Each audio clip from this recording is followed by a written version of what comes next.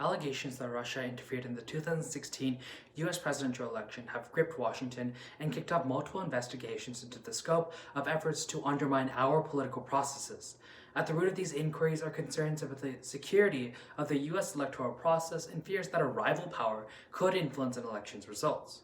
The recent results of the 2020 election, while widely accepted to be one of the fairest in history, has brought additional scrutiny into our electoral systems. Hi all. I'm here to talk to you about a new type of voting equipment called the ballot marking device. So, what is a ballot marking device?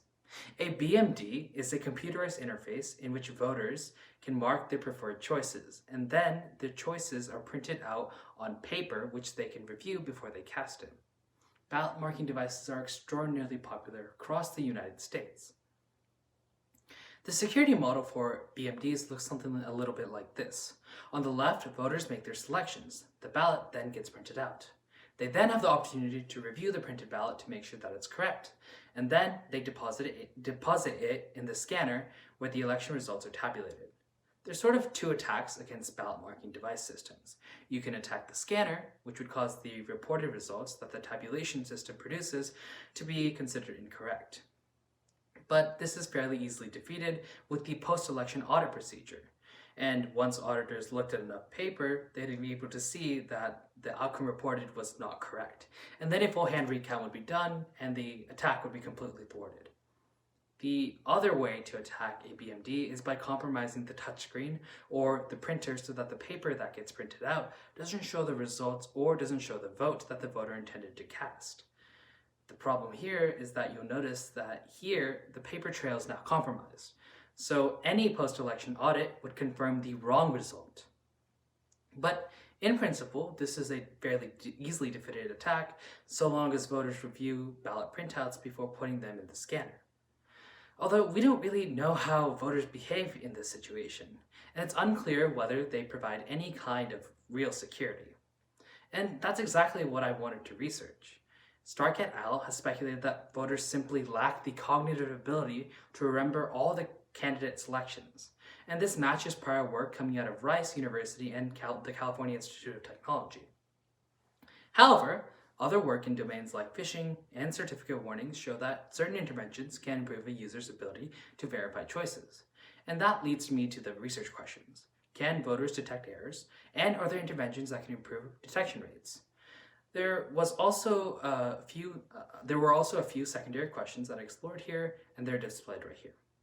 I hypothesized that voters can detect errors, but they'll be uncomfortable reporting them.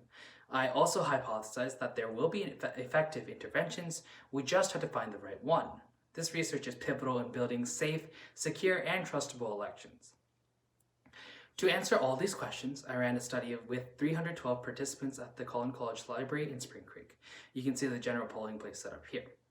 First, the voters came in on the left to fill out an IRB consent form and received access cards. Then the voter will move to the back where the machines are to cast their votes. Finally, the voter will deposit their ballot on the right-hand scanner. The general structure of the experiment goes vote, ballot manipulation, intervention if needed, and print and scan the ballot.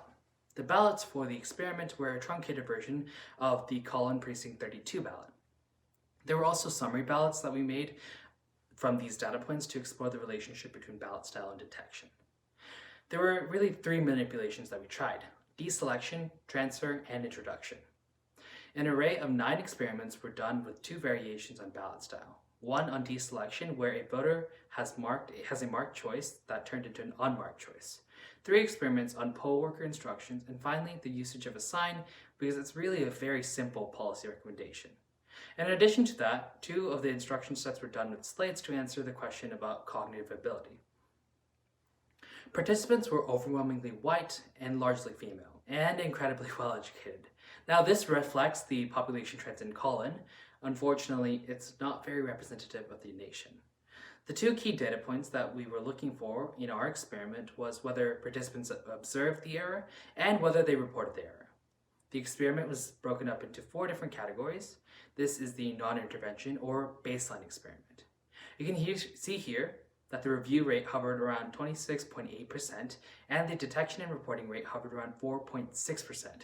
And that's a little depressing because it seems to confirm the hypothesis that voters don't look at the ballot, and when they do, they're too scared or they're uncomfortable with reporting the problems.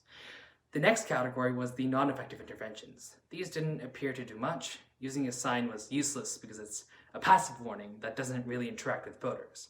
I also found that instructing the voters to do something while they're checking in before they have voted is not very helpful. I did find effective results with scripts number 2 and number 3, once a poll worker was positioned at the scanner. Having a poll worker interrupt the voter before they can scan it is like the secret weapon in getting them to actually look at the piece of paper. And that brings me to the final chunk of experiments, which were the effective experiments. Both of these were experiments with slates, where review rates and reporting rates went way up and way above the baseline rates. Both of those numbers were statistically significant from the baseline. The key findings here show that voters can report errors. The position of the error is very important.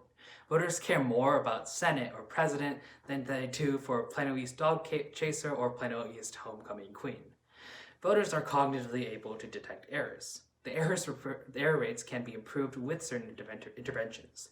The data here was deployed into field testing during the general election, and we saw a 186% increase in error reports from 2016 scaled with population increase. So why? Most likely because of the petty elaboration likely model. The more stimulation you provide, the more active the outcome or result.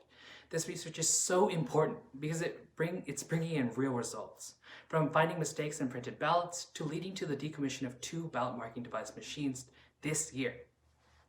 With more data points coming in from field testing, I'd like to look at other psychological phenomena behind voter behavior. I'd like to expand on this research by exploring non-human intervention models and using computer vision and AI concepts to determine if someone has actually reviewed a ballot. I'd also look at other election domains like scanner manipulation and electronic voting.